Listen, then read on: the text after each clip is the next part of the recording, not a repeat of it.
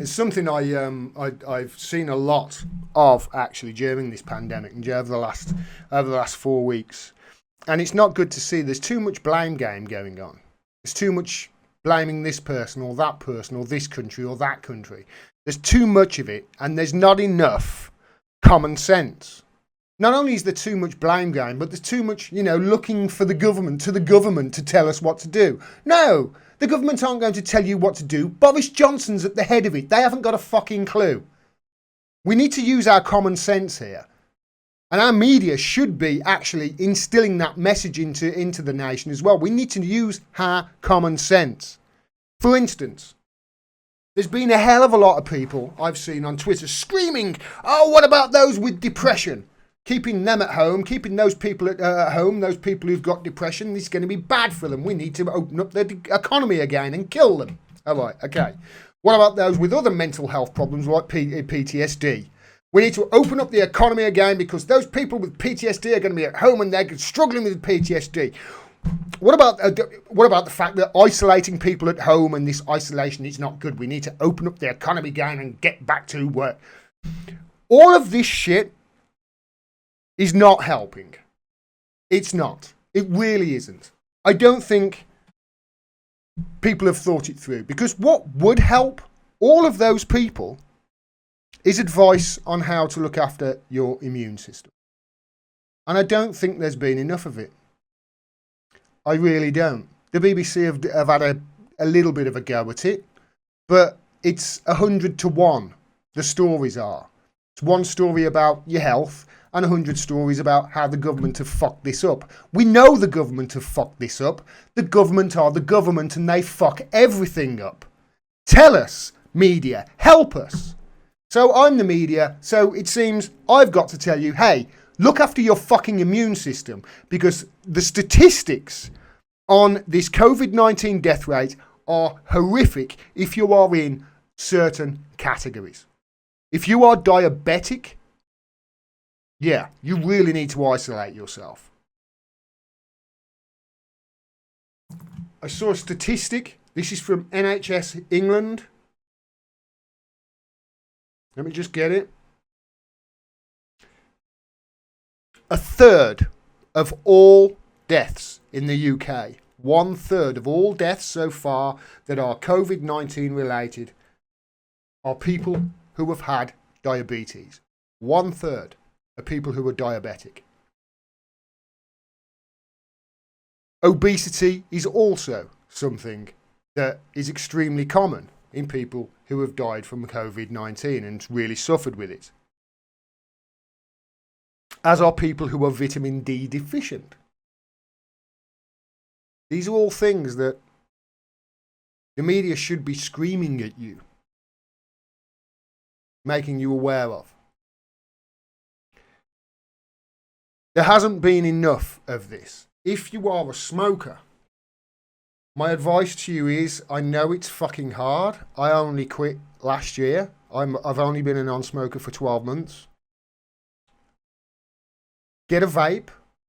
Mix your own liquid and try and get the nicotine down each time you fill up your bottle. That's what I've done, and I now don't vape hardly at all, because I got to the stage where there's no nicotine in it at all. And that's the thing that you're addicted to, the nicotine. You're not addicted to the tar and the other toxic shit in the cigarette. And that's the stuff that fucking kills you. So yeah, get a vape if you can. Try and stop smoking. I know it's hard, but if I can do it, honestly, anybody can. And the benefits, your body will really thank you for it, honestly.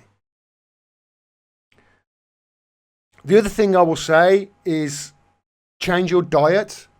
Try and eat less meat. We're going to all have to try and eat less meat anyway, and try and go. My advice would be try and move towards a Mediterranean style diet. Get some information off it from the internet. It's less red meat, more white meat and fish, and way more vegetables. And it's something that I've been doing a hell of a lot of, especially since I've met my partner, because she's from the Mediterranean, her family are, and that's basically what she eats. That's her diet.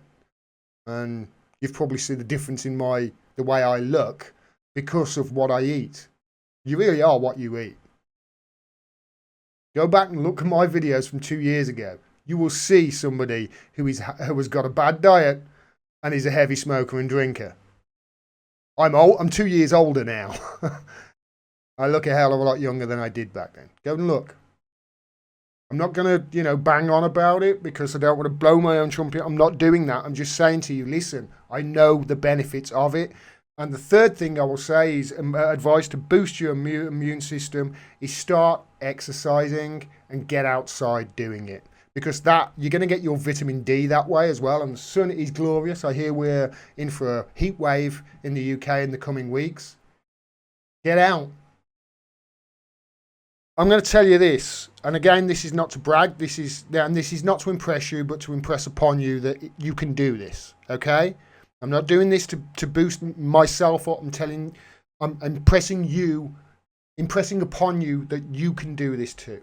Get out and start exercising. The first time you do vigorous exercise, if you've not done it for a while, like was the case with me 3 or 4 weeks ago, about 3 weeks ago, and you do it and you push yourself the first time, you are going to be in pain. First of all, that's if you can get outside. I know a lot of you out there can't because you've got an underlying health condition. And for those people, I feel so bad. Anything I can do to help you, really, But if you can get outside, you owe it to those people to do what you can to boost your immune system. Nikki and my moderator, Nikki, she's not going to be able to go outside for a year. She's not. Until she can be vaccinated, she cannot go outside. She cannot even get in contact with more than 2 people. There's 2 people who she can become in contact with. That's it.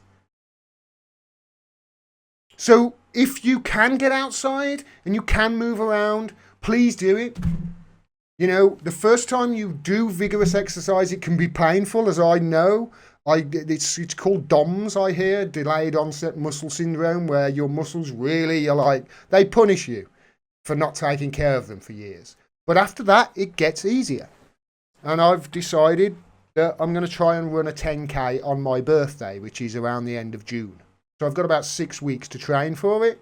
I started with a 3K run. That killed me. A 3K run with some exercises in between. It killed me. I was dead for 2 days. Now, what I did out there 3 weeks ago that killed me, I did today as a recovery day. And I've got a 5K, 6K run to do tomorrow to train for. It's really amazing how quickly you can get fit. And I was not the fittest person in the world, but it's amazing how quickly you can get fit and how good it makes you feel. And honestly, you're going to have to do it if you want to stay healthy going forward. Because even if we do get over COVID, with climate change and with the ice melting, as they say, and all, these diseases are going to get more prevalent going forward, and we really need to stay healthy to be able to fight them. If you do that, what I've noticed is something else that you get as a side effect of looking after yourself and exercising more. Something I've noticed is, am I sleeping well? I am sleeping so well. Better than I've slept in decades. Because I'm exercising and dieting, etc., and looking after myself. This is what I've been doing for the last 2 or 3 weeks. Why you haven't seen much of me. So please, if you can get out there, look after your immune system, exercise, but stay safe. Whenever I'm running, I make sure I give people a wide berth and be nice to everybody, and we'll get through this. But stay at home. Stay at home. If you can, work from home. Look after your immune system.